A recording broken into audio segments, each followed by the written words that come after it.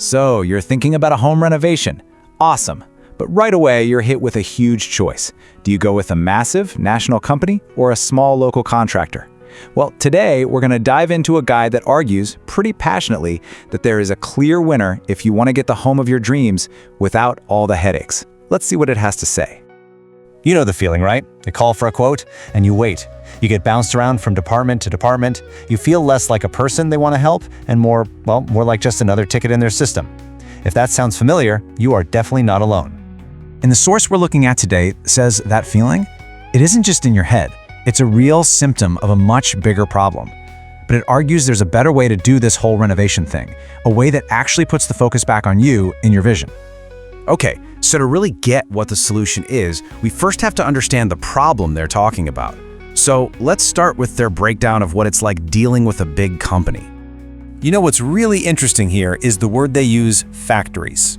Think about it. The goal of a factory is speed and volume. Get in, do the job from a standard playbook, and get out so you can move on to the next one. The main focus is cranking out projects, not necessarily getting your unique project just right. So, if the big companies are the factories, what's the alternative? Well, this guide presents the small contractor as the complete opposite. And this is really where the heart of their argument is. Okay, just look at this comparison. With a big company, you're talking to a salesperson to make the deal. Then you're handed off to a project manager to run the job. But with a small contractor, the guide says you're usually talking directly to the owner, the person whose entire reputation is on the line with your project. And this just nails the difference in attention, doesn't it? A big company might be juggling dozens, maybe even hundreds of jobs at the same time. But a small contractor? According to this source, they're typically focused on just a handful, maybe 3 to 5 projects. That means your home isn't just another number on a spreadsheet, it's a huge part of their business right now. Oh, this is a big one. You know how it goes. Mid-project, you decide you want a different faucet or a different paint color. With a big company, that can mean stopping everything for change orders, approvals, and delays. But the source contrasts that with the small contractor, where the decision maker is standing right there in your kitchen and can often just say, "You got it, let's make it happen." And this quote from the source really just drives it all home. It's all about personal accountability. There's no big corporate office to hide behind. The argument is simple.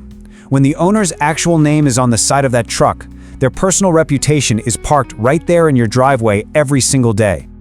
Now, beyond just the personal touch, the source brings up another huge point, the advantage of being local.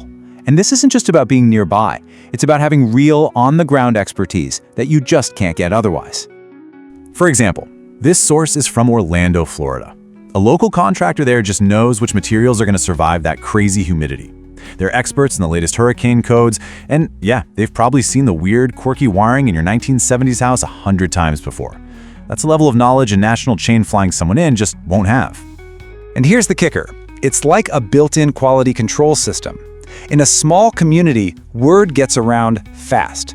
A contractor simply can't afford a bad reputation because their very next job probably depends on a referral from your neighbor.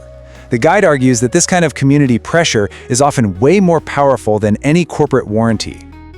All right, let's talk about the bottom line. Because let's be honest, for most of us, this is the make or break factor. How do these two options really stack up when it comes to the price tag? Now, you might be thinking, wait a minute, don't big companies get better deals on materials and stuff? It seems like they should be cheaper.